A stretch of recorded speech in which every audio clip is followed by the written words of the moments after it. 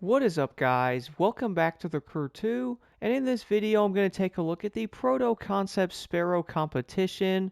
This is going to be part of the new Motor Pass as part of Episode 2. You guys will be able to use this vehicle once you hit level 13 in the Motor Pass, which honestly, leveling up the Motor Pass now is going to be insanely easy. I basically haven't done much of anything on it yet, and I'm already level 25. It's kind of hilarious, but nonetheless though, this new F1 car is definitely going to be pretty interesting looking.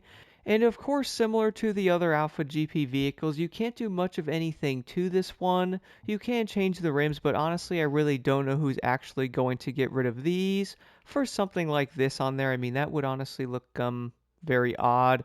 Overall though, guys, I do have to admit the new design of these cars is starting to grow on me a bit.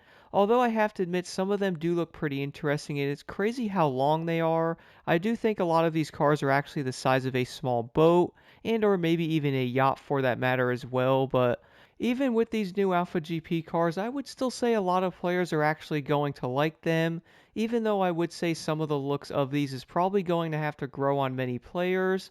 I feel like the more they use some of these cars, the more they're probably going to like them overall. I really do like the wing on this one as well, how it like goes over the tire. You can also see the nice purple on the livery does fit this thing pretty nicely. Overall, guys, I would say the competition here is a pretty awesome looking vehicle. I'm also wondering how this competition is going to compare to something like the Glow Motorsport.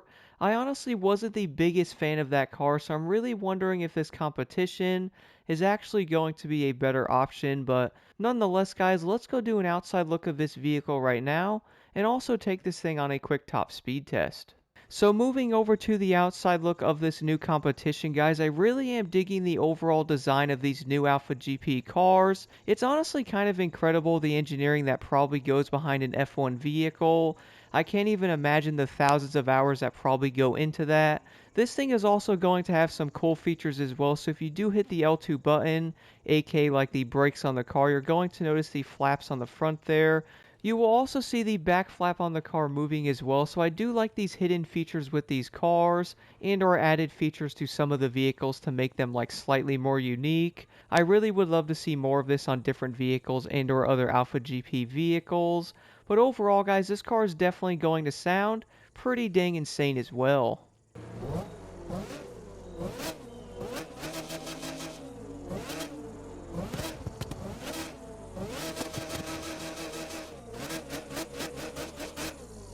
But moving over to the cockpit view of the Sparrow, you guys are probably going to notice the steering wheel to look exactly like the other Alpha GP vehicles. I do have to give them credit how every button actually has like visuals on it, and it's not like blurry and or hard to see like some of the other cars in the game are. And one thing I also noticed, guys, of course like the other ones as well, you're also not going to have that RPM reader on the steering wheel, which I do think would be an awesome feature. I feel like having the flaps on the car and that would probably make these cars a lot better.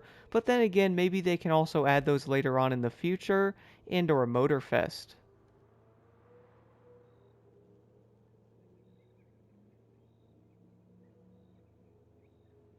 But now moving over, guys, let's see what the top speed of this Sparrow competition is actually going to be. To be honest, I would probably say it's going to be insanely similar to the Pulse Performance and or the Glow Motorsport as well. So it's probably going to do 320. Let's see here. So hitting Nitro Chemist, we are going to hit around 320 miles per hour, which I most likely think they did this to make them, well, I guess balance in some way with each other, all having the exact same top speed. I would probably say this extra 20 miles per hour can be useful, but I really do think it's going to come down to how the car does handle. And this can also be seen in some of the hypercars as well in the Crew 2, similar to something like the 720S Spider Blast Edition. That car is also going to be part of the Motor Pass as well, like the Sparrow, so I figured that would be a good car to put this one against, even though they're in different classes. So the 720S, guys, does under 300 miles per hour, which is obviously not going to be like the slowest hypercar, but it's definitely not the fastest. And I would say even with a lower top speed, you can still easily compete with that vehicle. And in some areas, I would even go as far as saying, even though that car does have a lower top speed, it can most likely beat some of the Bugattis in some of the other areas like tighter turns and or some areas of acceleration as well. So it's kind of hard not to look at some of the classes like the Alpha GP vehicles.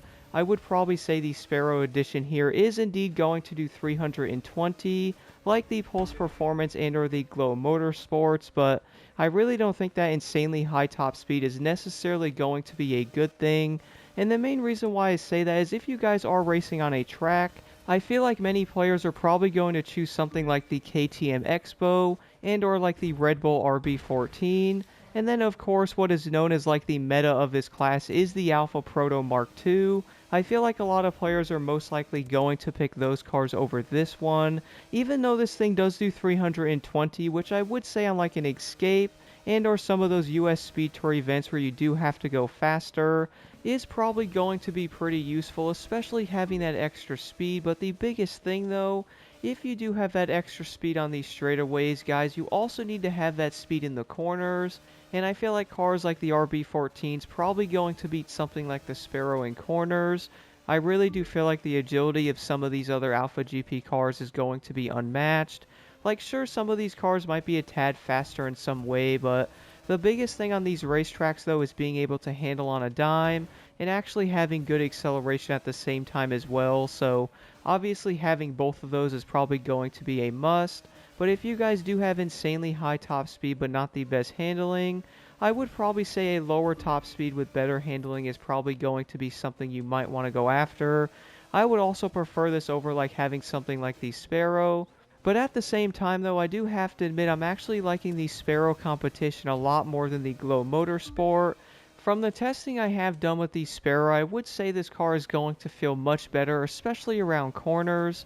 Sometimes I would feel like the Glow Motorsports is kind of like floating around the corner, and or it almost kind of struggled to get around corners at a higher speed. I would definitely say the Sparrow is going to be a lot better in this aspect. Overall, guys, I would say the Sparrow competition is not going to be the worst Alpha GP vehicle. I would by far pick this one over some of the other ones, but I would like to know what you guys think about this car in the comments below, and here are my pro settings for the Sparrow competition.